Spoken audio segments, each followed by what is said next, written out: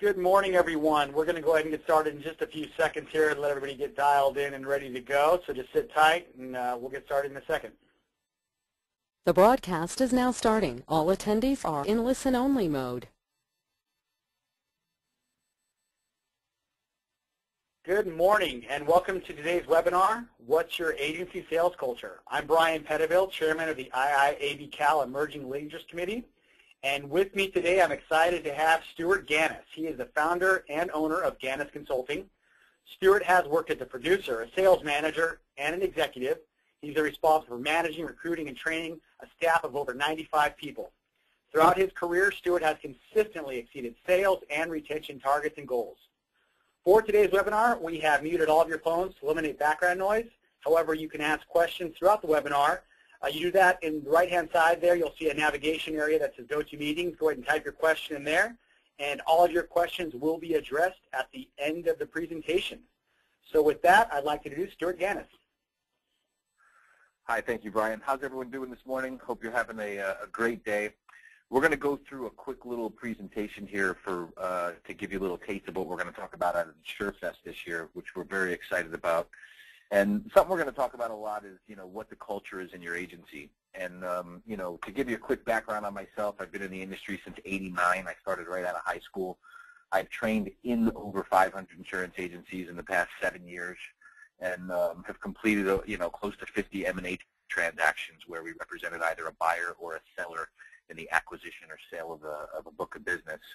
And, we've been dedicated to the independent agency channel for a long time. Starting in the business at 18, the business has given us a lot, and we want to give something back. So we're going to jump right in here and talk about what the culture is in your agency. And what it really boils down to when you talk about culture is, what are you focused on in your agency?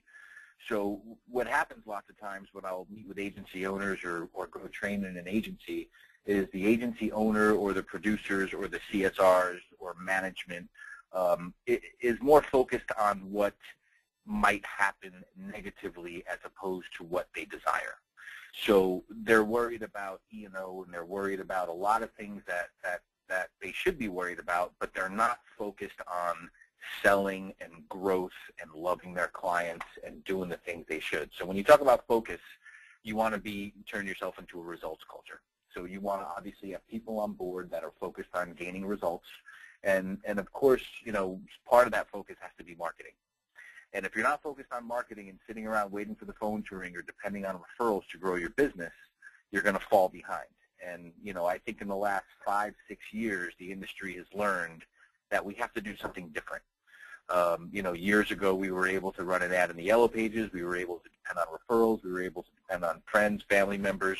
And, while that's all fine and dandy, that is not going to grow a book of business so you could earn the kind of living you want to earn. And when we talk about marketing and social media, something we're going to talk about at InsureFest is how you can utilize LinkedIn, Facebook, and Twitter without being pesty, but at the same time getting the message across to all the people in your networks and generating some quotes for yourself. And ultimately, in a results culture, you need people that are accountable for what they do.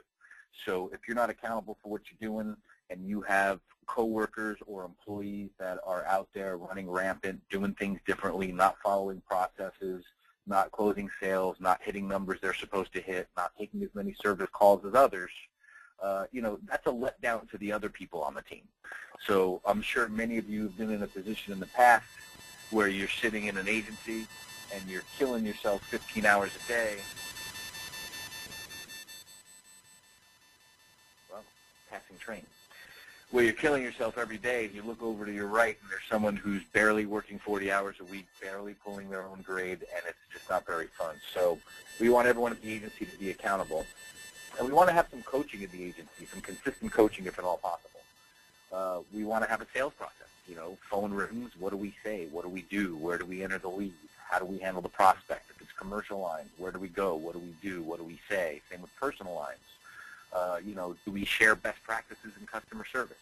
If we get a certain objection or a certain type of call and we know what the person is going to say, are we prepared for that objection or for what the person is going to tell us? So coaching is imperative when you're trying to build a world-class culture in your agency. And of course, retention, rounding out, and at what point do other people in the agency participate in the sales process? So in some agencies, you'll have producers that do everything A to Z. In some agencies, you'll have producers where they'll be able to leverage support to assist them with some of the paperwork, underwriting, marketing of risks, and some of the things that aren't necessarily sales-related activity. So we want to see if we can coach. And, of course, pay plans, incentives, we like to have everyone in the agency incentivized if at all possible, because everyone should be incentivized for bringing in new business. I mean, if you work anywhere in any sort of sales organization, chances are when you bring in a piece of new business or round out a piece of business or sell additional products to an existing customer, there's some sort of bonus there for you. So we'll talk about that as well. And, of course, closing, how to become a salesperson. I think in our industry, the word salesperson is sort of looked at negatively at times, but in reality, when you look at agencies that are succeeding and growing, they have the best salespeople in the industry, and that's just a fact. So our philosophy is that if you really need the lowest rate to sell something, then you're not a salesperson, and you probably need some coaching on how to sell and how to build rapport and how to do the things you need to do. And most importantly, actually second most importantly, and I'll show you the most important in a minute, is believing. If you don't believe in the agency you work for, if you don't believe in the products you sell, if you don't believe in yourself, then you're in no danger of succeeding. So you really have to believe that you have a results culture and coach and communicate and do all the things you need to do. Selling. When we talk about selling in a world-class sales culture, it's really back to basics.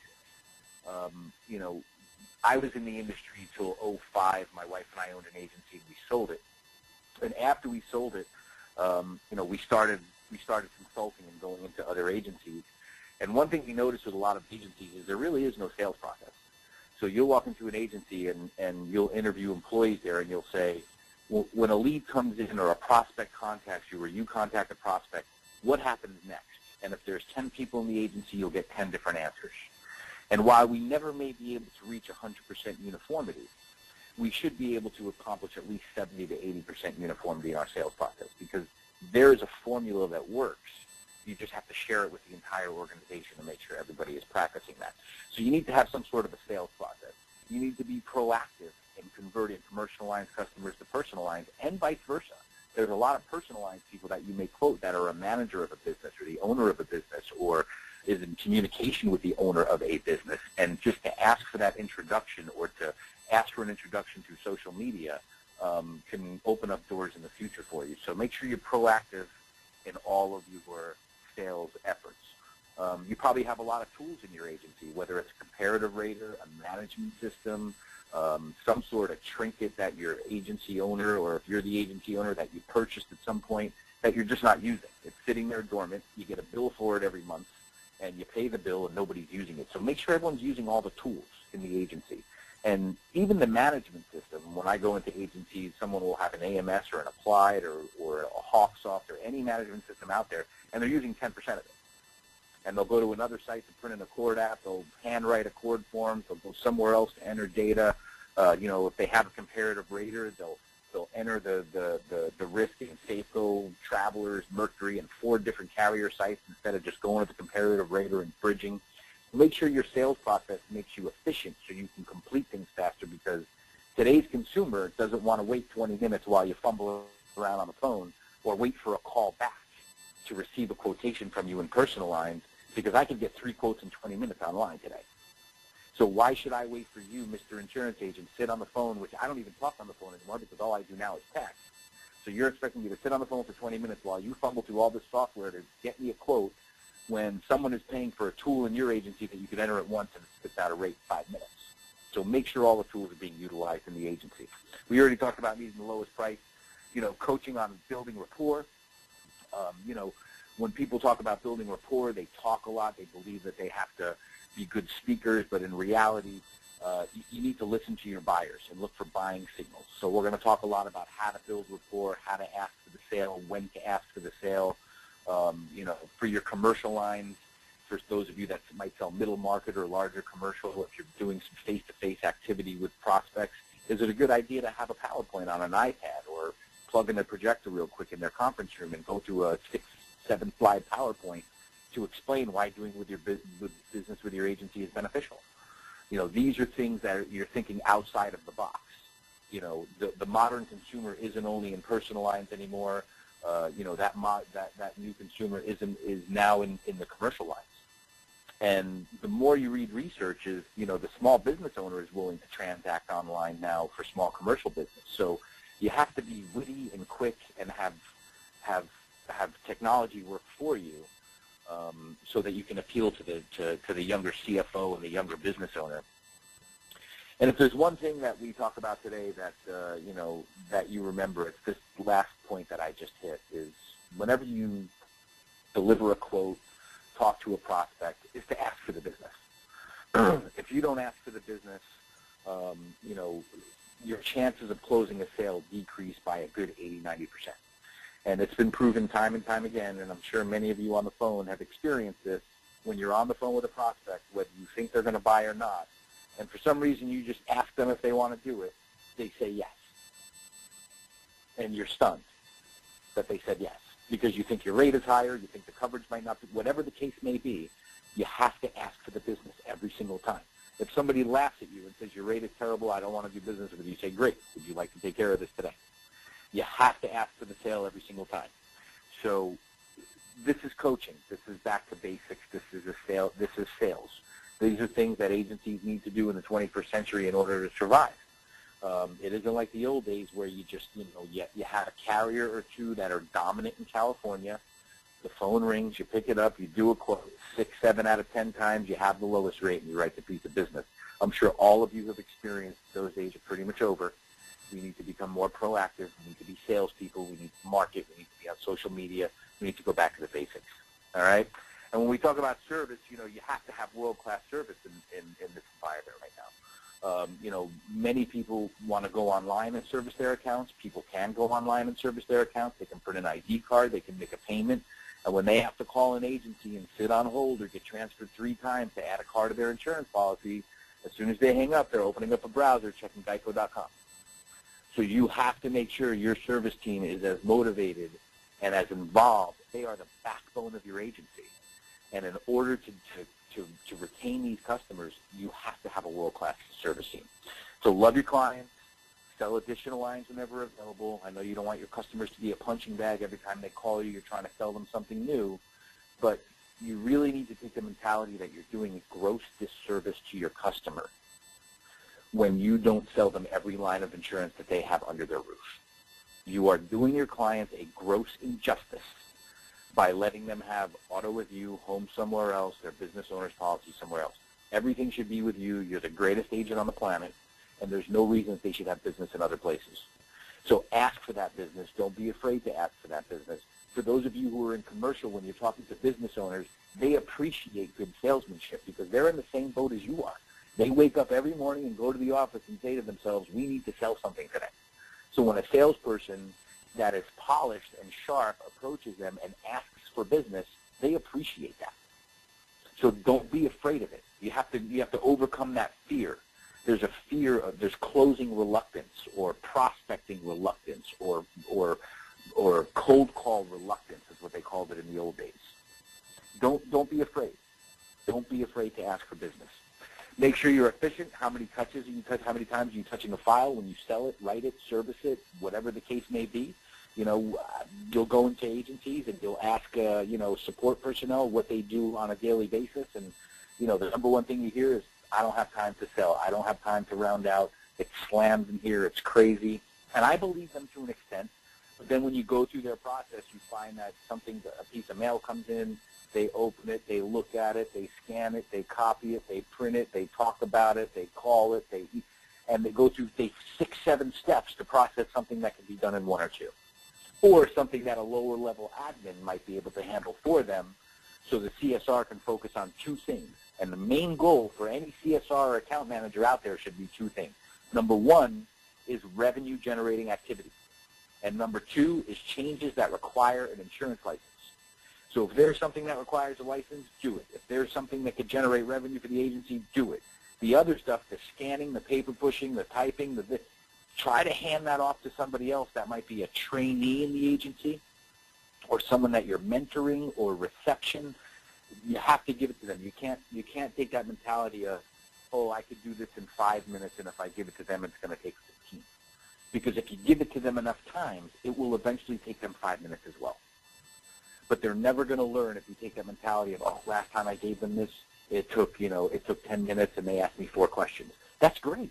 You should embrace that and appreciate the fact that the person asked you 4 or 5 questions, as opposed to, oh, I'm just going to do this myself, and then before you know it, you don't have time to generate any revenue.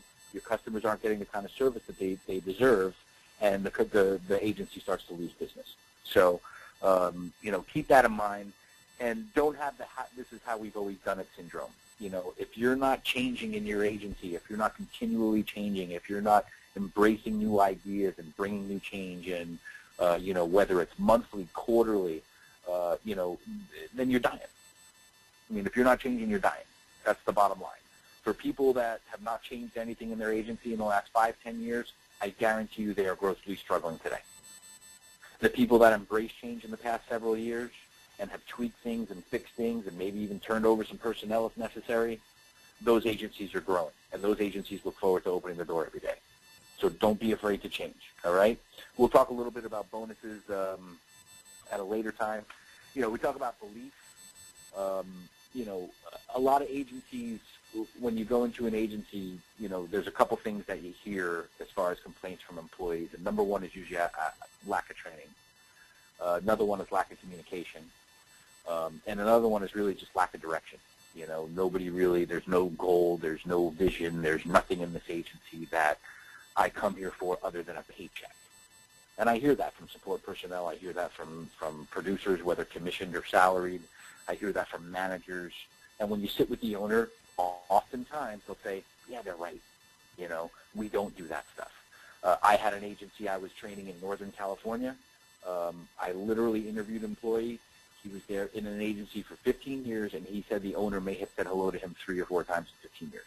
And I'm not kidding. Big agency, 40, 50 employees, took 2 floors in a building. They were on separate floors. But I was like, you're kidding me. And when I asked the owner about it, he's like, who? So you really, you have to meet and communicate with your people. And when you meet and communicate as a team or as an organization, as a company, talk about personal development. Talk about attitude. Talk about morale. Talk about motivation. Talk about, successes we've had in the office. Talk about the big account we closed. Talk about the account we lost and how we could have saved it. But really opening up communication with the team is imperative, because when you don't do that, what happens is you decide, I'm going to start having sales meetings. And you have a sales meeting, and they turn into a you-know-what session. And the reason they turn into a negative type of a session is because you don't do it often enough. So everyone thinks that they're there to vent everything off their chest, and then it turns into a terrible meeting, and you're like, yeah, we're not doing that anymore.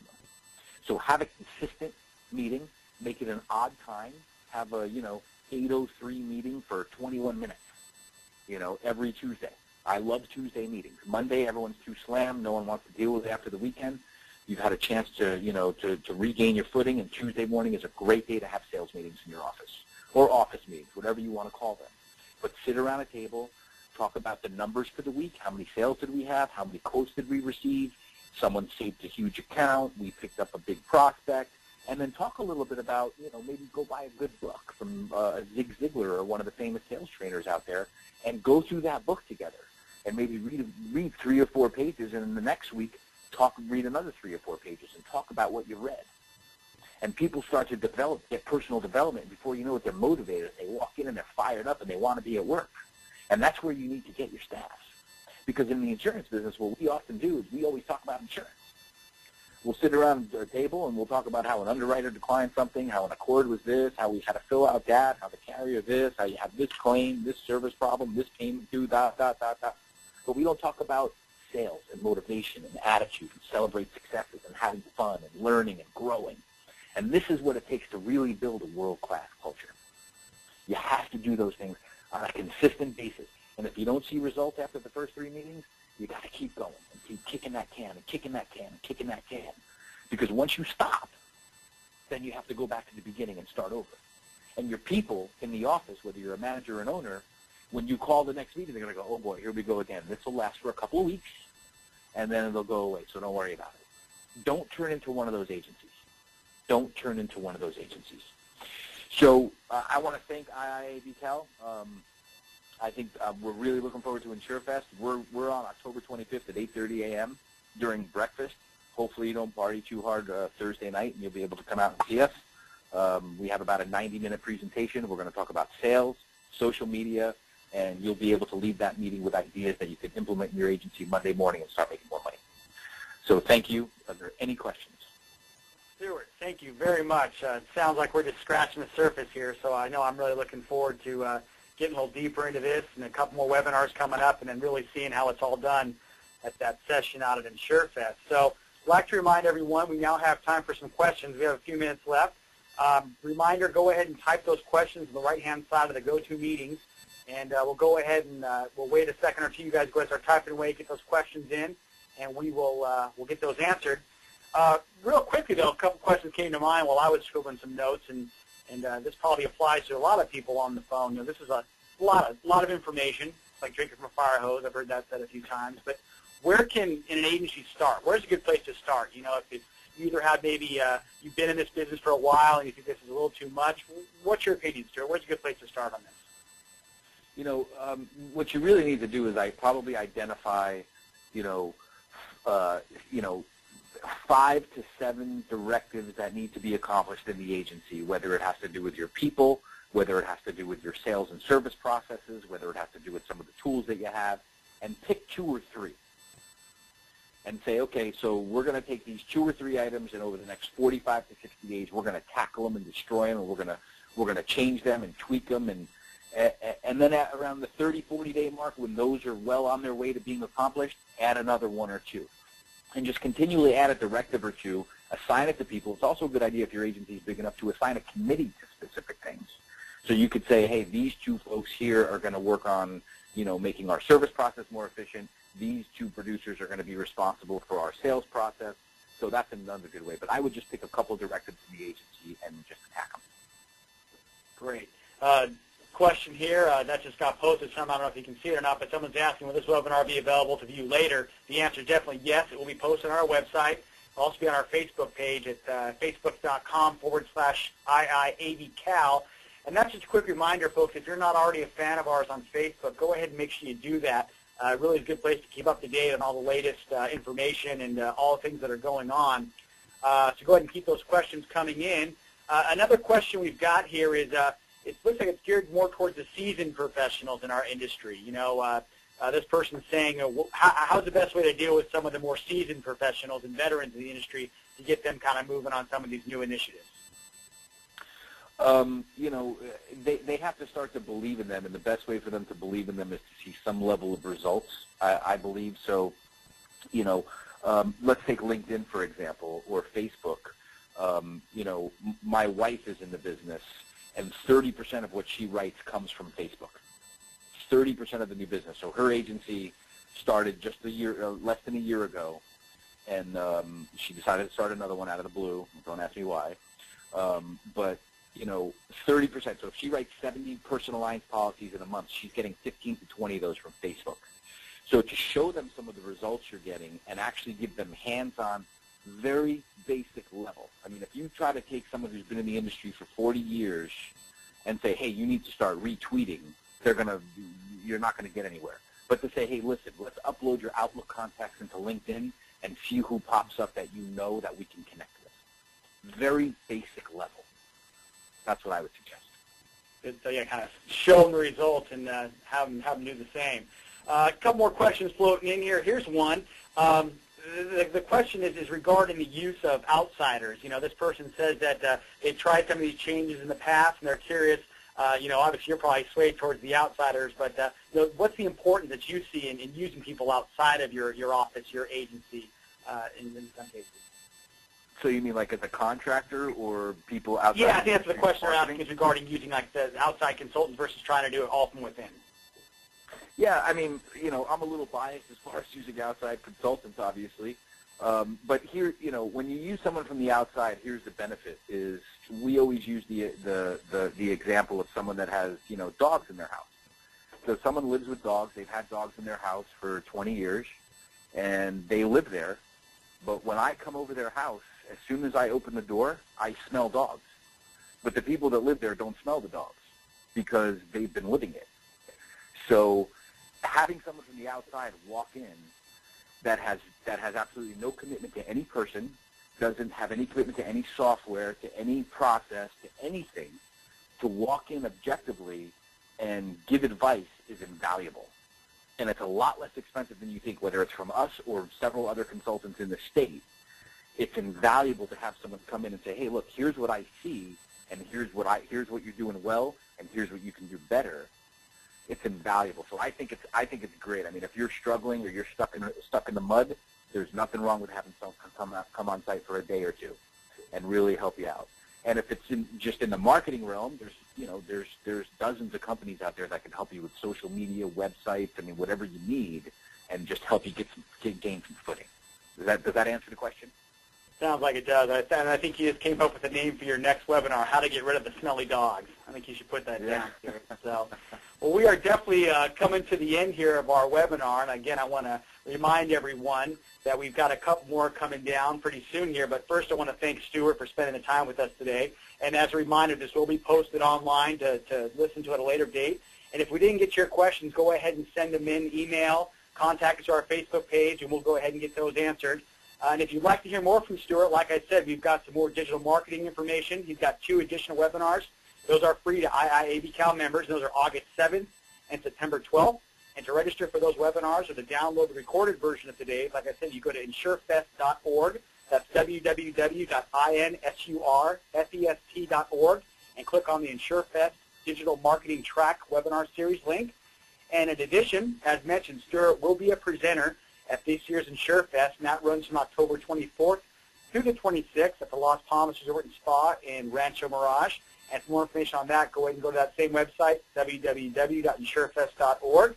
And with that, we'll go ahead and close today's webinar. Thanks once again, and have a great day.